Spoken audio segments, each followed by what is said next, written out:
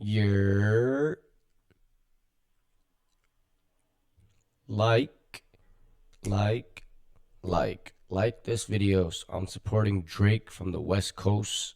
I'm from New York. I moved out here and I'm leaving my honest, authentic view about this. So subscribe, like, comment, share.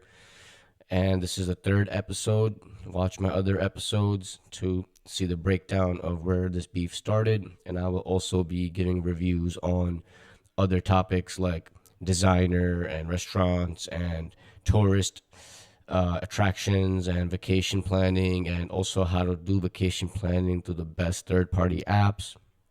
My channel is solely based off providing my authentic view on certain aspects of life. So now I'm going to continue from my episode number 2, which was where I was talking about J. Cole's diss that came out after Kendrick dissed J. Cole and Drake on Like That. And I left off on this verse right here. He said, "My dog, say the word. He on some bullshit. He itching." He's talking about Drake, meaning Drake already was also, feeling it like, yo, somebody gotta reply, somebody gotta do this. So J. Cole, he put some work in the streets. He's also saying my dog did, so did Drake, and also he's also referencing that he has hitters. Hitters can do this. But he told him to chill out. He said, "Look, I have henchmen, all this stuff." He would have been doing the one doing the clinching.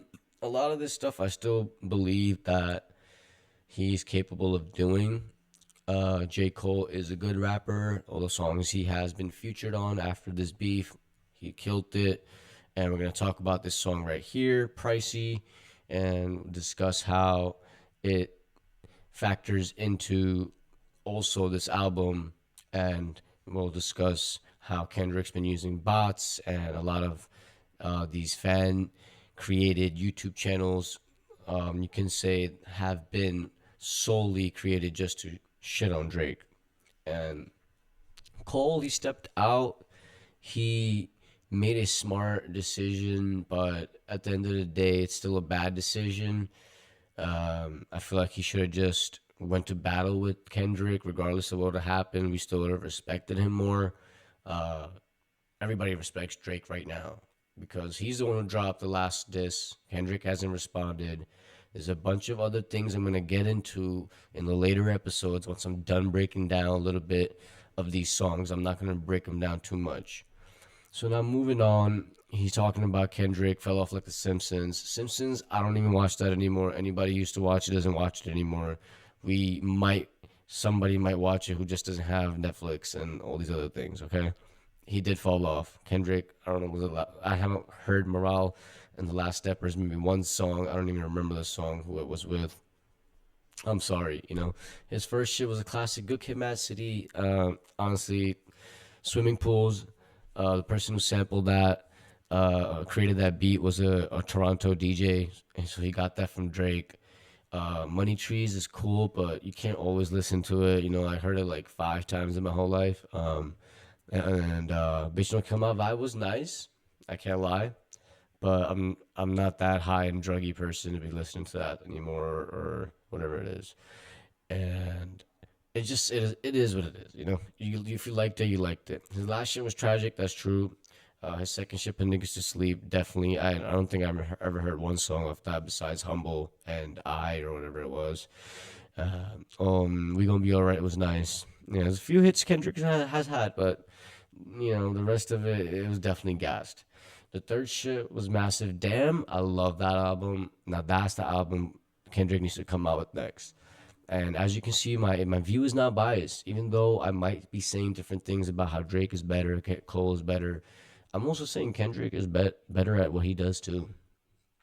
Okay, and that was his prime. And Morale and the Big Steppers, I don't know what he was talking about, all that molestic stuff, and I think he kind of fucked up on that one when releasing that album, because Drake used that right away. Anyway, and Drake's been going at like 20 people, not just Kendrick, And I'm gonna keep these videos short and sweet, 10-minute videos. I gotta get through all these fucking songs and all these other uh, research material that I have to show you guys. Thank you everybody for all those views on my first two and all these subscribers I have right now. Please continue to like and subscribe. Shout out to India. Shout out to the rest of the world. I'm reporting live from Los Angeles, California, United States. But I was raised and born in Brooklyn, New York. So, I have that East Coast and West Coast point of view on different things. I can give you the best view versus somebody who's from West Coast, where Kendrick is from, and somebody who's from the Northeast, where Toronto, Canada, New York, Buffalo is, that area. And I can give you guys an honest view, and you can tell by my accent, I'm not no fresh off the boat person. So let's get on. He said he was trailing right behind, and he said, he just hit his own prime. And I agree with that. J. Cole's last few albums have been fire. Even the one he dropped right now with Pricey on there and this diss track that he deleted. Anyway, he was in front of the line with a comfortable lead. Drake, that's why Drake, was like, let's do songs together. But as soon as he got it, Kendrick just kind of just come out of nowhere. Instead of like doing a song with them, I explained this in my previous episodes. They could have done a song together, and Kendrick ruined that for the culture. Anyway, how ironic is it that he wants something with him? Yeah, caught him at a perfect time. J. Cole got bars, man. And fuck the Grammys, they don't do nothing for him. That's true. Even Drake says that. A lot of artists do say that. Kendrick, he gets that because he's been collaborating with Taylor Swift and other white artists. Talks about his beef in his past, and talks about how Kendrick's only averaging like one hard verse every 30 months or something. That's about like 2.5 years. If he wasn't dissing, then we wouldn't be discussing them. Now he's kind of talking about how Jay-Z used that, also the same reference on his takeover diss track towards Nas and Ether. But those weren't even I never listened to Nas again, after that song, to be honest, till this day. Jay-Z, he's from Brooklyn, New York. He's a good artist, but he also has reference tracks, and he's been having other artists write for him. Every artist does. We'll get into that deeper later once I stop finish breaking down these songs.